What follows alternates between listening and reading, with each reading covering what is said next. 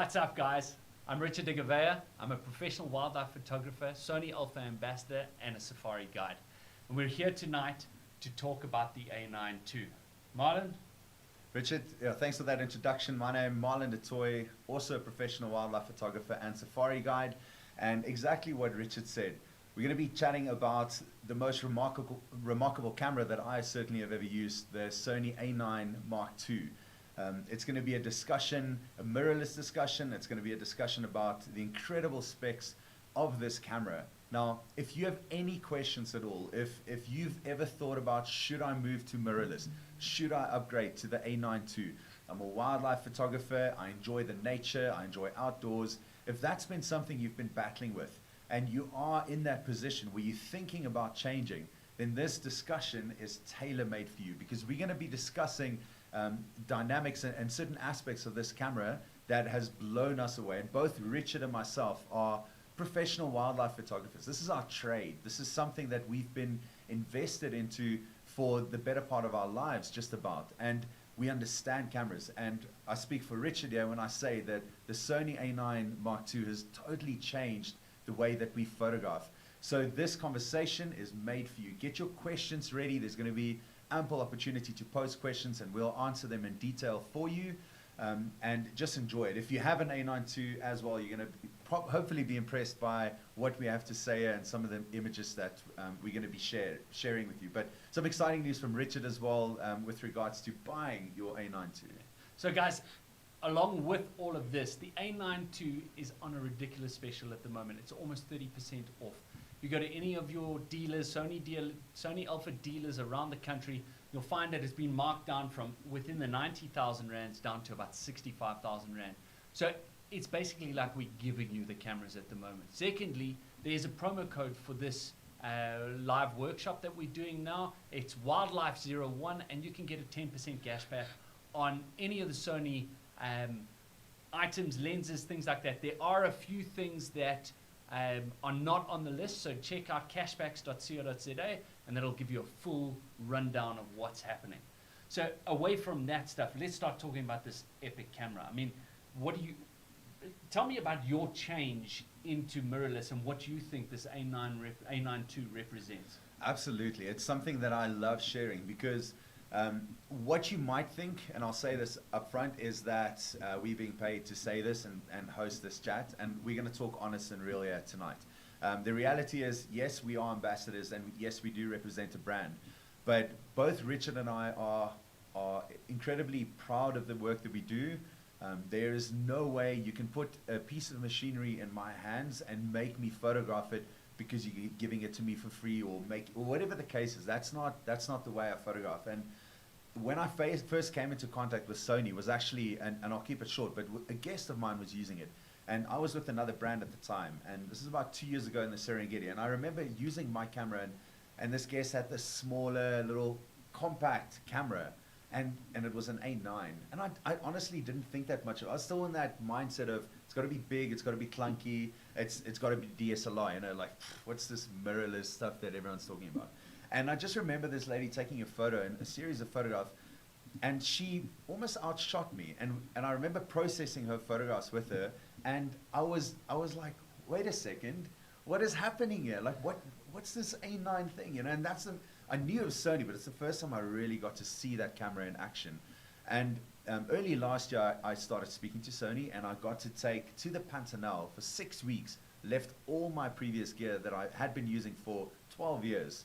I left that at home, and I decided, you know what, I'm going to dive headfirst into this mirrorless thing. And I took an A9 with me, and I have not looked back since. Honestly, my journey with the A9 and the A9II now has been remarkable. You know, you think of if you think of the cameras that I have been using, the top of the range DSLRs, and I think, like, how can it get better than this? Like, how is it possible that you can make a camera that outperforms what I'm currently using? And then I put the A9II in my hands, and I'm like, oh my goodness, there is no turning back. And I think you might have a similar experience. Well, it's actually funny, because when I decided to change, I was a brand ambassador for another brand, and I gave up that ambassadorship in order to change to Sony, not because anyone had approached me, but because I thought it was the right way to go. It was lighter, it was better for my travel, it was new technology, and the thought was, why not get in while the elevator is still on the ground floor? You don't want to try and play catch up. As a professional photographer, we're always playing catch up, so you want to be at that cutting edge. And it changed my life, changed my photography completely. Honestly, I can say 100% it changed how I photograph and the quality of the images that I'm getting. And that's the thing, we're not making this up. It truly has done exactly that. And it outperforms DSLR and any other camera that I've come in contact with up until today in several aspects.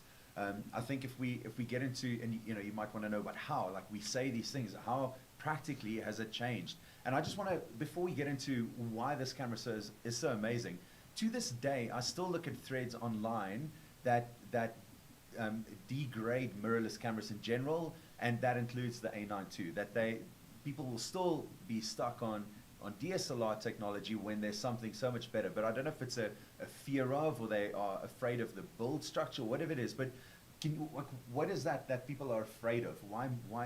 Is it the size? Is it the structure? Is it what is it that people are? Is it a lens choice? Well, I remember back at film days, because my cousin was a professional photographer, and when it was going from film to digital, it was the argument that's going on right now is the same thing all over. So it's crazy how people are just afraid of that new thing, plus it's expensive. The change is expensive. So without deals like what's going on at the moment and the promotions that we're running, it becomes out of people's reach to get to those points. So I think that's the fear. So you put it down so no one runs away with it on the other side. But when you look at the qualities within the cameras, the functions, the functionality, like the biggest thing that mirrorless came out with in the beginning was in-body image stabilization. And for me, that changed a lot of how we photograph. As wildlife photographers, we've got big clunky materials, big heavy lenses, 400 2.8, 600 f4. Now to be able to handhold something, we always saw someone with a big lens, they put it on, they've got a gimbal and they have to have the gimbal. Now you've got the freedom to pick it up, and that thing is dead pan. So the cheetah photo that you guys are looking at now was shot at 15th of a second. Granted, I was trying to get a pan. That photo is 15th of a second. 15th of a second. That is amazing. And the eye is dead on. So when you're using the equipment, it's not about, a pan shot always used to be such a difficult thing because you've got all these rates of motion going on. With that in-body image stabilization, I can set it to what I want, follow, and get the shots that I need. What's your experience with the IBIS? Exactly the same. I think that stability is absolute key, and the days of trying to hold on to something and it's shaky and especially for us, I focus heavily on my photography, but I'm also focusing on my guests. So very often, more so for me, it's really important that when I pick up my camera, it's almost stealing shots in a sense. Once my guests are happy in photographing, that's my chance to quickly pick up and fire off a shot here, and somebody's asking a question, I'm back to helping. I don't have time to set up a perfect tripod and a camera, a beanbag, and steady myself for the shot. It's very often shooting from the hip. It's a true story. So IBIS and stabilization and even the weight of the lenses in the camera, it all makes a difference, and it allows me to get these shots. And honestly, I can't remember the last time I lost a photograph because it's out of focus or ruined. I'm trying to think, and I'm not lying. I honestly struggle to think of a photo that I lost. Totally. And I mean, I'll show you another photograph of a backlit leopard. And this came about a few months ago, in fact. And it's one of my favorite photographs recently, and it's done really well on social media as well. These photographs are not easy to take. You think of nighttime photography with a spotlight. I'm going to show you two examples, backlit and frontlit. Both present different challenges. But the A9II just excelled. And something a lot of photographers don't investigate enough is dynamic range. The ability to deal with a wide dynamic range, extreme highlights and really dark shadows. And a photograph like this is special and not easy to get.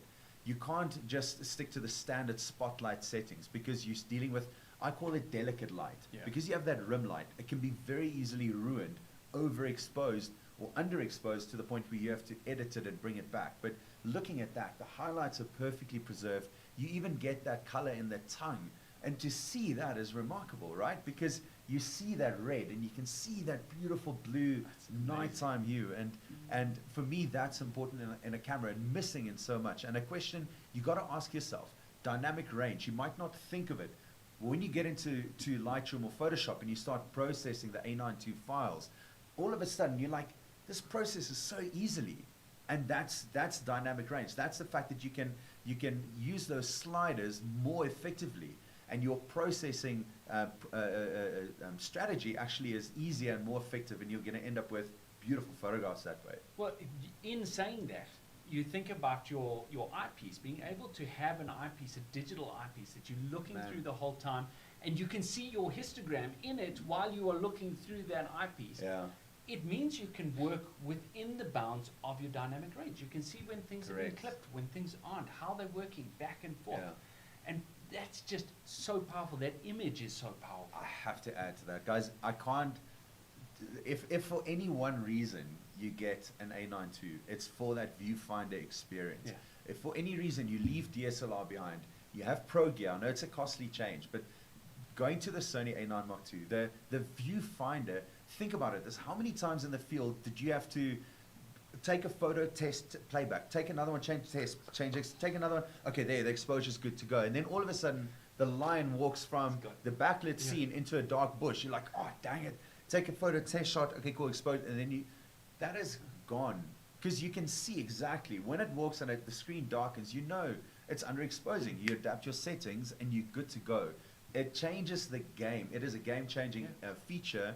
And then add to that the fact that once you start firing, there's no blackout. It's like shooting a movie. You don't miss a frame. There's no shutter getting in the way. There's no the viewfinder experience in itself is like that sells it. And like you were saying, and you said to me beforehand, it's our jobs revolve a lot around the guests. Yeah. And as much as we love the technicalities of photography, it's not always possible. You're shooting from the hip. You're trying to get the shot in. So to be able to pick up your camera and see the photo as it should be, underexposed, overexposed, Unreal. more depth of field, less depth of field, change. It changes the whole game of photography. 100%. So Can't it agree means more. anyone can do it. Yeah. Anyone can do it with those cameras. Yeah. And that's epic. The other thing is low light. Low I mean, lights. we're talking your image there. Let's look at this lion image. This lion was drinking. And again, it was spotlight, and it's softer spotlight because we had to go to the other side of a dam to shoot, to get really low, to get on eye level with it. So you can see the power of the image is that low angle. And we were using somebody else's spotlight who was miles away. So it was this soft light. I had to push the ISO to 10,000 ISO. And the image is gorgeous. Beautiful. Everyone, for years and years, as soon as digital came out, noise was the biggest thing that everyone spoke about. What is your experience with noise? Well, the same thing, you know, and it's something people fear. I had a guest once who somebody told her that noise is bad. You have to delete every image over 1600 ISO. If it hits 1600 ISO, you delete it. She deleted photographs from trips to the Kalahari, trips to the Delta. Anything that exceeded 1600 or 2000 ISO, she would delete. And it's unthinkable. But it still is to this day. One of the first things people say is, well, my DSLR can handle 8,000, 10,000, 16 ISOs, 1,000 ISO. Well, so can the A9II.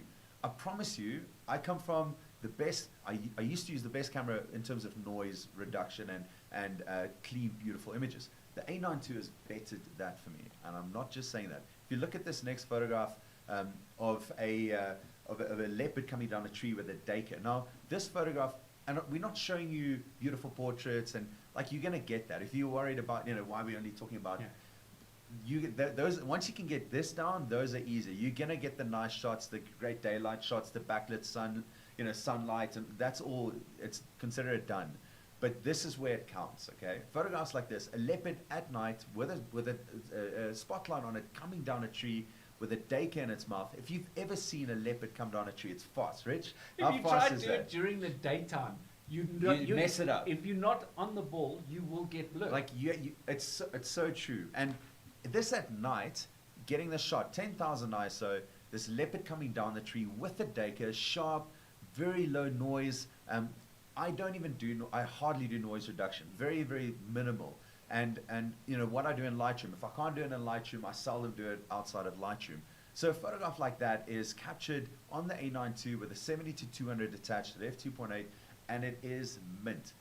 Very few cameras can do that. And the great thing about the A9II, as a professional photographer, I want consistency. Again, I don't have time to photograph all the time. I'm with my guests.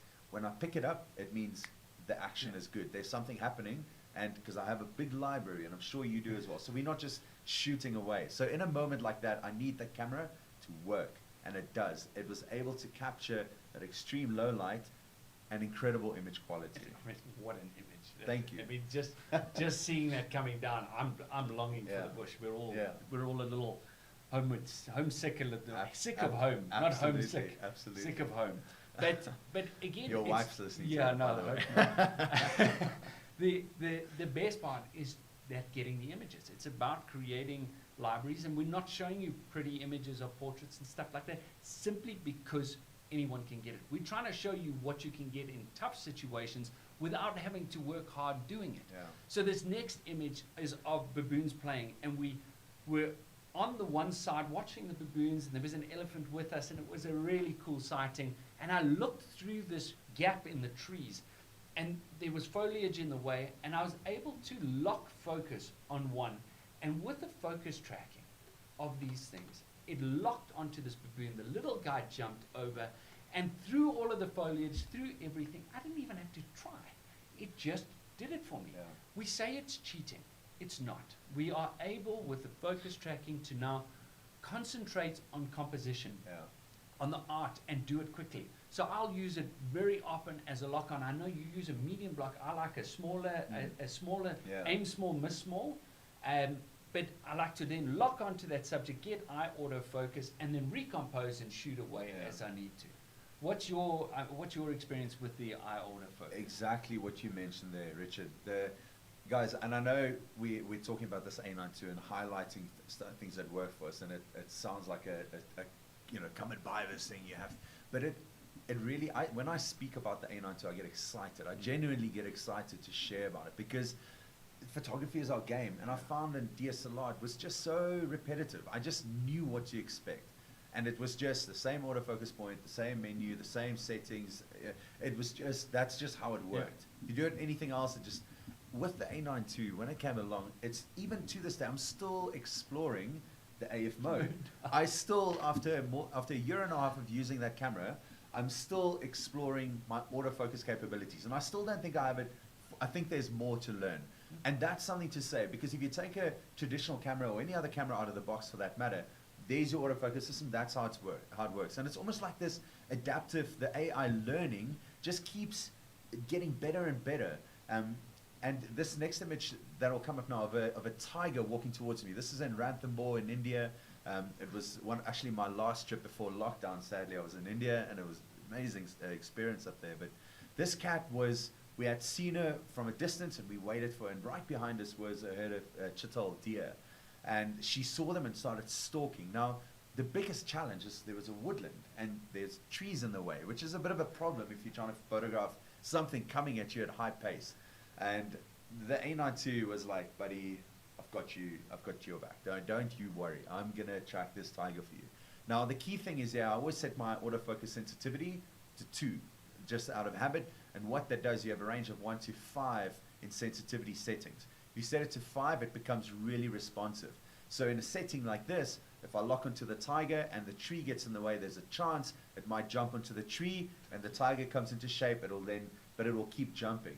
If you set it to a certain setting, so with an understanding of the AF system, mine on 2, it locked onto that tiger. So I immediately, like Rich says, and I've learned to use that AF system to my advantage. It adapts. If, like for that tiger in the tree, put it on the smaller icon like you mentioned, and it just, the moment it finds it, it actually, believe it or not, before you depress the AF button, it will show you the eyes. It hovers over the eyes. It's unreal. Yeah.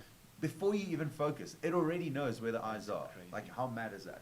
And so track on the tiger, and she just kept walking towards us, and it ignored the trees and tracked her through that beautiful woodland coming up to us.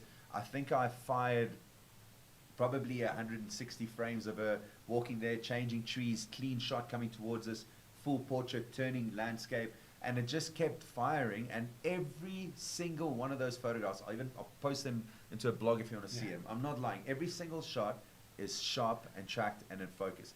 That's unreal. So for me, animal eye autofocus is I can't go without it. And it doesn't make it, like you said, it's not cheating. Yeah. And a lot of people say, but it's becoming too easy.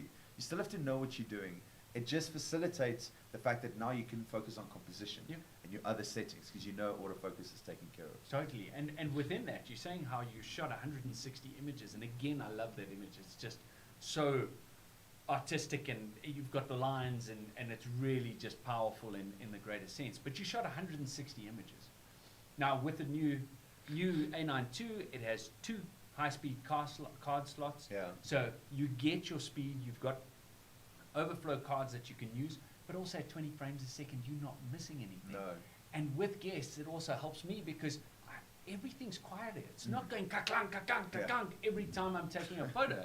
And the guests are looking at me going, okay, did you kill it yet? Now it's a little bit softer. I'm actually offended lately, like when you're sitting on a car and all of a sudden you're like, what was that? They're like, what is that thing next? Oh, it's a DSLR. And people are like, Marlon, why aren't you taking photographs? I'm like, no, don't. I've already got 600. Don't worry. I'm looking after you guys. I'm firing away. And it's actually, for the animals, I've noticed a change. I've sat in sightings, and we had actually at Sabi Sabi a few months ago, we had a skittish leopard cub. They'd seen it twice, and it was 6 months old at this point, so it wasn't too happy with the cars. Yeah. And somebody had a almost said what camera, but a big heavy DSLR. Anyway, all DSLRs make noise, and this thing was loud. And every time this guy took a photo, the cub would snarl, like physically react at the camera and snarl out of just what is that sound. And yet when I was shooting on the A9II, it was none the wiser. It had no idea that. And so you could watch this very sensitive sighting, and I can think back now to sightings that I wish I had that. Instead of 6 guests in the back just firing away, it has to be offensive to a sensitive, skittish animal. Whereas now it can be quiet. Yeah. And photographic heights. So we often do photographic heights, and I know you do too. And the idea of being able to shoot in a silent mode. Yeah. At Unreal. 32,000th of a second, if you wish, which is a bit stupid, but let's just move on from that. But that idea for me is incredible. I've sat in hides where you say to the guy, no one's allowed shooting until it starts drinking. So they miss all those approach shots, and you're sitting low, and you've got this beautiful angle of this thing, but no one can shoot. Yeah. I'm on silent. I'm shooting. It actually feels bad. I have to turn it down from high speed 20 frames to 10 frames. Yeah. Otherwise, I'll burn a card because I don't know that I'm taking the photos. Yeah.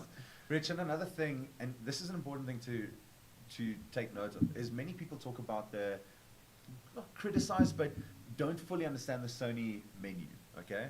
Now, I didn't find it challenging to move from the Canon menu to the Sony menu, and what really helped me is the fact that the Sony is so customizable. Now think about that. You go from whether you shoot Canon or Nikon or whatever the brand is. Now you're going to change to a new menu. Doesn't matter what you do. So welcome to the reality check. You're going to have to learn the new menu terminology. Not everything is the same. But the beauty is, I don't know, how often do you go into your menu to have to change things? Like, I seldom do. I've got my function button, which has got, I think, 12 different or 16 different functions, where I have a white balance and memory slot 1 or 2. Everything is saved there. And then I have all my custom functions on my camera. It's all there. Yeah. The only time I go into my menu is if I have to change HDMI settings or connect to the great app on the phone so I can transfer files wirelessly, or if I have to format a card or something. But I seldom go into the menu, and it is so much more versatile because everything is at the touch of a button. If you want ISO on this button here, you can have it there. If you want the APS-C crop here, you can have it. Whatever you want, it's there. There's, I think, 27 menus of functions that you can add to each and every button. It's unreal. And that for me was a big motivator to change, because all I did when I got mine was I adapted it to the way I had shot on my previous camera. I put the buttons in the same place. It didn't impact my shooting. I knew where to go. and it takes a little bit of time to Yeah. learn something. But as you say, the menu, you set it up once. Yeah. And if you want things in a menu, there's a special little save menu that you can go to and use that. Absolutely. So there's push and pull in everything. And I think as time went on, I actually went away from the buttons that I used to use, and I went, okay, this button will Yeah. be better here Yes, because yes, I yes. can now work it all inside my face. And and exactly what I actually changed 2 crucial buttons a few weeks ago, and that just goes again. You're not stuck in a rut with this camera. You keep, well, maybe it'll be better, yeah, and you do that. Tell me about, does Sony have enough lenses for your A9II? Do you think they'll cater for you in terms of lens choice? I mean, come on. I have personally way too many lenses. My wife, please God, when I die, may my wife not sell them for what I told her I bought them for. But there are 56 lenses that can go on these things. They all have the Do you same have mount. 56 lenses? No, not yet, not yet. But we're hustling. Okay, that's good. But there's so many different lenses for every genre. They've just brought out all the wildlife lenses, which my starter lens, when I changed over, I went straight to 100-400 because the 400 2.8 was a costly Yeah. jump. And it was amazing. It Yeah. is amazing. I still use it. If I go to Madagascar, I cannot pack my 400 2.8. My 100-400 comes with me. Yeah. And I have a high ISO that I can use. Those lenses are so sharp, I could cut myself on them. Wow. Well, that's pretty sharp. Yeah. And it's the lens choice is fantastic. The fact that I love telephoto lenses. My lens, I've been using the 400 f2.8 since 2011, and so that naturally was something that I really needed. Had I shifted to another brand, I just really get that lens and how it works, and so that 400, like you said, the f2.8 is an unreal lens in Sony. Then they brought out the 600 f4, and the tech in that lens, it weighs next to nothing. The 400 is the lightest 400 f2.8 telephoto lens in the world. It's 2.9 kilos. It's under 3. How do you make it? I mean, I had a 400 f2.8. My first one weighed it was over 5 kilograms. That's why you have guns like Yes. you do. I need the little one because I don't got This is nothing. my right one's bigger than my left because I had to carry it all the time. But that's the reality. They've been able to shave off so much out of this lens, and it's so well balanced. You can hold it on your fingers and it just sits. It doesn't have a heavy DSLR which clunks this thing downwards. And the 600 f4 is like 150 grams heavier. How do you even do that? How do you build a 600 f4 at 3.05 kilograms? It's unheard of. Crazy, man. And the speed at what they use the technology, not to get technical, but instead of turning and focusing, which takes time. If you think of getting from A to B, what's the longest way to get there? It's to go there at an angle. If you want to get to A to B the fastest, you just got to go straight there. And that's what the Sony lenses do. They have linear motors that just go forward and backwards and drive focus so fast. And with magnetic power, it's like this. They just stop at the right place. They don't extend and come back. It's just boom, boom, boom. And when you autofocus with it, you'll see the speed is unreal. From the 100, 400 to 200, 600. I mean, I have a 135 f1.8. It's got 2 of those linear focus mechanisms in that lens. It's unreal. So for me, if you're worried, and it is a concern for many people moving to mirrorless, what about my lenses? What about the telephoto gear? This is what Sony has now. And I will say this, guys, don't go anywhere. We coming to a close as well. But think of, if you're thinking of going to the A9II and you're unsure, it's expensive, and think of it as an investment in the future of photography, because that's essentially what it is. You're looking at a brand here, Sony. If you think of the time that they've been going versus some of the other brands and what they've accomplished in 6 or 7 years, it's unreal, okay? So if you look at that, you've got to look at the track record and look at the trajectory. Did I say that right? That was a big word. There was a tongue twister right there. And where they're headed, it's upwards. Absolutely. They're leading tech. As it is in terms of the camera world, everyone else is playing catch up, in my opinion. And think of what's going to come next. If they can make a 400 f2.8, the first version rivals version 8 of another brand, to me that's like what? And what do you beats get? it. And yes, and In so, weight and what's going to come next? What's following up from this? So invest in your future. Think of where this is going. For me, that is the key thing to do here. Yes, it's a change. You might be uncertain, but you can take it from us that where this brand is going is, I'm on board 100%, because it's going to change wildlife photography as we know it. next level. So Yeah. guys, start filtering through some questions if you have any. We're seeing some stuff coming through about surfing images, which is epic. We love it. And guys, these cameras will change your life. And as Marlon was saying, the change is a big change. And it's something that we're asked all the time. But what about? What about this? Yeah. What about that? What about my lenses? Effectively, those lenses, as these cameras move further on, are going to become redundant anyway. You're going to have to buy something new. So if you want to be in the pound seats, you have to invest. Yeah. But it doesn't mean a long-term investment. I know you used one of the Sony bodies with one of your old lenses beforehand.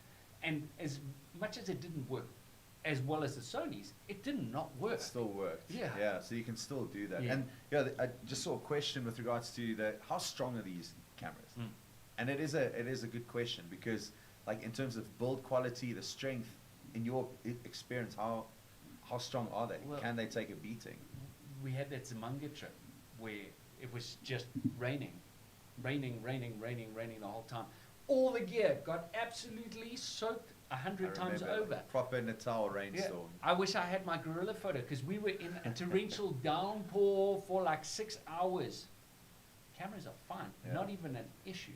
And I use my equipment. I don't play. Unfortunately, things bump. I got chased by a rhino the other day.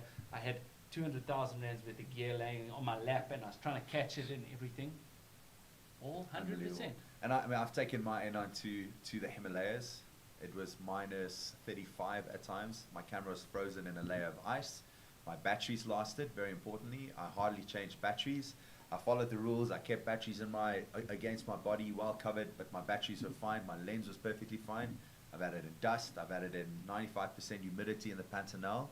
Not failed a single time, not even once. So I truly trust the build quality and the structure. I want to talk about the batteries because you brought something up there. And even on the website, it says you can do about 500 to 600 photos off a battery. I've used batteries for 1,200 photographs, no problems. I really don't feel, and that's always been a mirrorless thing. Right in the beginning of time was Sony you needed 10 batteries to keep things going. Yeah. Now, I have one spare battery for 3 cameras, and that's about it. Yeah, absolutely. And just saw just another comment coming through, and something important to note here, and this is in my experience that I've found with regards to the autofocus is 2 crucial things in wildlife photography. If a photograph the point of focus is not in focus, you have a problem. So if you focus on, let's say the animal's coming towards you, it turns off to the side, and you want to have this side in focus, but it's tracked the wrong eye. That's a problem, because if you're 4, 5, 6 meters from a leopard at f2.8 on a 400mm, your closest eye will not be sharp if it's focused on the eye that's this further bit away. And the Sony does that. So it will automatically switch eyes. So if you got a leopard walking at you and the leopard looks to the left, it'll go to this eye. If it looks to the right, it'll go to this eye. It will constantly find the eye that is closest to you, which is, just that alone, you have to have that. You can't have an out of focus photograph. And then the other thing it does extremely well, like really, really well, is it tracks across all autofocus points. So whether I'm in wide mode, whether I'm in single mode, whether I'm in, it doesn't matter which of the focus modes you choose, animal eye autofocus is at your disposal, which is a big differentiating point, and why the Sony A9II for me and where Sony's headed is crucial, because you always have access to animal eye autofocus, regardless of the autofocus mode. And that's something you have to have. And so do think about that. It's a massive thing, and something that sets Sony apart. 2 factors that will ruin a great photograph. And you might get nice photos, but it's when it counts. Yeah. And in those moments, things go wrong. You want all the factors in your favor. Exactly. And if we look at that tiger photo that you took, Marlon, the focus area, we're covering like 93% of the area you can focus. Yeah. That is how many. It's 693 spots, and you can see the tigers all the way on the side. So you could rely on that expansion. I remember even on top level DSLRs, I was limited to a certain area. That was it. Unreal. You stuck to that area. You have to focus, move. You're just missing that opportunity of a moving animal. So I think that just about covers the questions and some of the things we've mentioned. And like Rich mentioned earlier, you can get this camera at a steal at the moment. Gone from over 90,000 to just about 60,000 Rand for an A9 Mark II. unreal. Guys, there's never been a better time to invest in this camera and to look at that change. If you haven't, if you're on with Sony, it's easy. If you're not, and it's a big investment, I'm proud of the work that I do. Richard is proud of the work the work that he does, and we won't endorse something that doesn't truly work and complement the photography that we do. And the A9II is the future of wildlife photography, and at the moment, you can get it at an unreal price. I think also on top of that, Marlon and I are dedicated to trying to make better photographers. We love our photography, but I love watching people grow as photographers. So if any of you have any questions that you haven't had a chance to answer, ask. Please send us direct messages. Absolutely, We're really please. happy to take those up, to guide you through the process, to help you where we can, because that's what we want to do. We all want you to benefit from this thing.